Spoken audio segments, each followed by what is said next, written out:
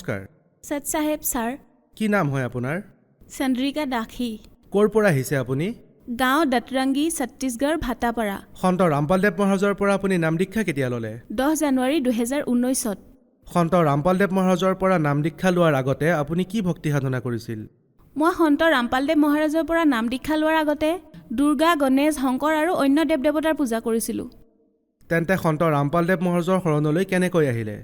সন্ত ৰামপালদেৱ মহাৰাজৰ শৰণলৈ মই এনেকৈ আহিলোঁ যে আমাৰ এওঁ ইমানেই মদ খাবলৈ ধৰিলে যে মোক মাৰেও, বেলেগৰ লগত কাজিয়া হ'লেও মোকে মাৰিছিল। মই 4 মাহমান মাৰ ঘৰত থাকিছিলোঁ আৰু 5-6 মাহমান এওঁৰ ঘৰত থাকিছিলোঁ। এবাৰতো ইমান বেছিয়ে কাজিয়া হ'ল যে মই এওঁক এৰি গুচি গ'লোঁ আৰু 5 মাহতকৈ বেছি হৈ গ'ল। মই আহিব খোজা নাছিলোঁ, মানে মই ভাবিবই পৰা নাছিলোঁ যে এওঁৰ লগত আকৌ থাকিব পাৰিম। একেবাৰে আহিব বিচৰা নাছিলোঁ। পিছত তেওঁ মোৰ স্বামীয়ে দ্বিতীয়বাৰ নাম দীক্ষা ল'লে। তাৰপিছত তেওঁ নাম দীক্ষা লোৱাৰ পিছত ভক্তি আৰম্ভ কৰাৰ পিছত মোক আকৌ আনিবলৈ গ'ল। তেওঁ যেতিয়া আনিব গৈছিল মই নাম দীক্ষা লোৱা নাছিলোঁ। সেইবাবে মোৰ বাবে লক্ষী পূজাৰ বহুত মহত্ব আছিলে। গতিকে মোৰ স্বামীয়ে লক্ষী পূজাৰ দিনাই মোক আনিবলৈ গ'ল। তাৰপিছত ক'লে, ব'লা মই তোমাক ঘৰলৈ নিবলৈ আহিছোঁ। মই ক'লোঁ, ব'লা, ঠিক আছে। তাৰপিছত মোৰ দাদাহঁতে ক'লে যে এনেদৰে মদ খাই মাৰপিট কৰা যদি নিব নোৱাৰা তুমি, এনেকৈ ক'লে। তেওঁ ক'লে যে নহয়, মই এতিয়া গুৰু ৰামপালদেৱ মহাৰাজৰ ভক্তি কৰোঁ, এতিয়া এনেকুৱা নহয়। এনেকৈয়ে মই তেওঁৰ লগত ঘৰলৈ গুচি আহিলোঁ। ঘৰলৈ অহাৰ পিছত মোৰ জৰায়ুত যি ঘাঁ আছিল সেয়া বেছি হ'ল। বহুত বিষ কৰিছিলে মোৰ পেটৰ তলত। তেতিয়া তেওঁ ক'লে যে ব'লা তুমিও নাম দীক্ষা ল'বা। সন্ত গুৰু ৰামপালদেৱ মহাৰাজৰ ওচৰত নাম দীক্ষা লোৱাৰ পিছত বহুত ডাঙৰ ডাঙৰ বেমাৰ ভাল হৈ যায়, গতিকে তোমাৰো হ'ব। মই কৈছিলোঁ যে নালাগে, তেওঁৰতো 2খন হাত 2খন ভৰি আছে, তেওঁ কেনেকৈ ভগৱান হ'ব পাৰে, মই ল'ব নিবিচাৰোঁ নাম দীক্ষা।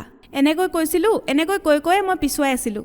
এদিন তেওঁ মোক ডক্টৰৰ ওচৰলৈ লৈ গ'ল। তাৰপিছত ডক্টৰৰ ওচৰলৈ গৈ থাকোঁতে মোৰ মনলৈ প্ৰেৰণা আহিল সন্ত ৰামপালদেৱ মহাৰাজৰ। ডক্টৰ তালৈ নাযাওঁ বুলি ভাবি মই ক'লোঁ যে ব'লক আজি আশ্ৰমলৈ যাওঁ। ক'লে ঠিক আছে ব'লা।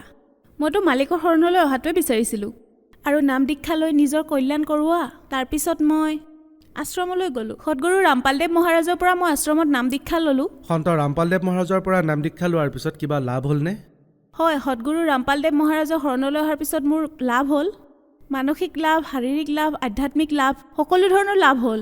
যেনে ধৰক মোৰ জৰায়ুত অসুবিধা আছিলে আৰু সেয়া মই ডক্টৰকো দেখুৱাইছিলোঁ, চিকিৎসা কৰাব বিচাৰিছিলোঁ। তেতিয়া ডক্টৰে ক'লে যে অপাৰেশ্যন কৰাব লাগিব, কিন্তু এতিয়া তোমাৰ বয়স নাই বুলি কৈ ঔষধ খাবলৈ দিলে। তাৰপিছত মোৰ মূৰ ঘূৰণি আছিলে, মই অচেতন হৈ পৰিছিলোঁ। তাৰপিছত বেলেগ ডক্টৰক দেখুৱালোঁ। তেতিয়া মোক ক'লে যে তোমাৰ স্ন' ফেলিয়া আছে, গতিকে তুমি গোটেই জীৱন ঔষধ খাব লাগিব, তেনেকৈ ক'লে। তেতিয়া মই ক'লোঁ যে মই এনেকৈ ঔষধ খাই জীয়াই থাকিব নোৱাৰোঁ। তেনেকৈ কৈ মই সদগুৰু ৰামপালদেৱ মহাৰাজৰ শৰণলৈ আহিলোঁ। আৰু সদগুৰু ৰামপালদেৱ মহাৰাজৰ শৰণলৈ অহাৰ পিছত প্ৰাৰ্থনা জনালোঁ। প্ৰাৰ্থনা জনোৱাৰ পিছত মোৰ ৰিজাল্ট আহিল। মানে পৰমাত্মাই দয়া কৰিলে, মোৰ যি জৰায়ুৰ ঘাঁ আছিলে একেবাৰে নোহোৱা হৈ গ'ল। এতিয়া মই স্ন' ফেলিয়াৰৰ কোনো ঔষধ নাখাওঁ, সকলো ঠাণ্ডা বস্তুৱে খাব পাৰোঁ। আগতে মই ঠাণ্ডা বস্তু না চুব পাৰিছিলোঁ না খাব পাৰিছিলোঁ।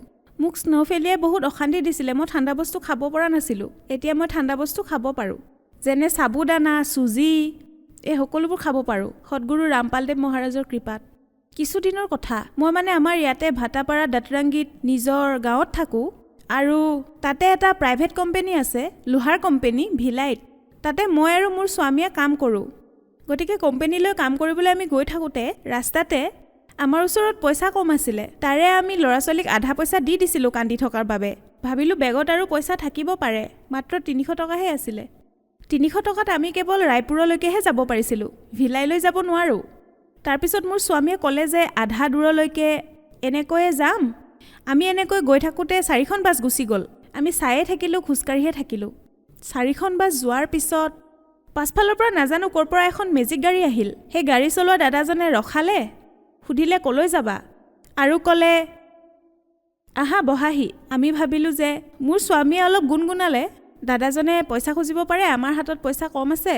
নাই হ'ব, আমি আৰু অলপ দূৰ খোজকাঢ়ি যাম বুলিয়ে ক'লে। তেতিয়া দাদাজনে ক'লে যে নালাগে, মই পইচা নলওঁ, এতিয়া বহা। তেতিয়া আমি তেওঁৰ গাড়ীখনত গৈ বহিলোঁ। তাৰপিছত কি হ'ল, ক'ৰবাৰ পৰা আৰু এখন মেজিক গাড়ী আহিল, সেইখনে আন এখনক টানিছিল। 3খন মেজিক হ'ল।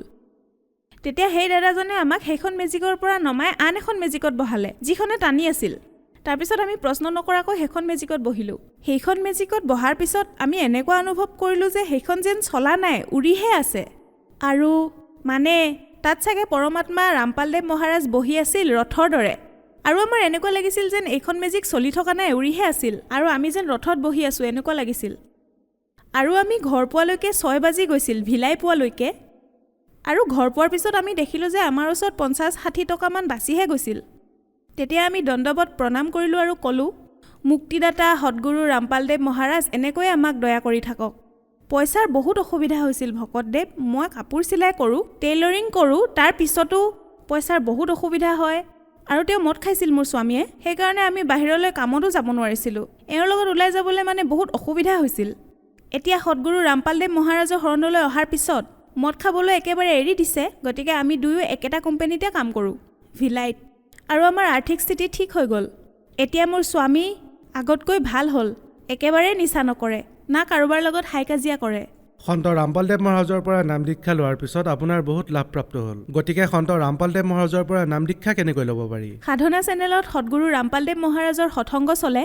তাৰ তলত এটা হালধীয়া শাৰী আহে তাত নম্বৰ আহে সেই নম্বৰবোৰত আপুনি ডায়েল কৰি ফোন কৰি আপুনি গম ল'ব পাৰে আৰু নিজৰ ওচৰৰ নাম দীক্ষা কেন্দ্ৰত বিনামূলীয়া নাম দীক্ষা ল'ব পাৰে সদগুৰু ৰামপালদেৱ মহাৰাজৰ পৰা ধন্যবাদ সৎ চাহেব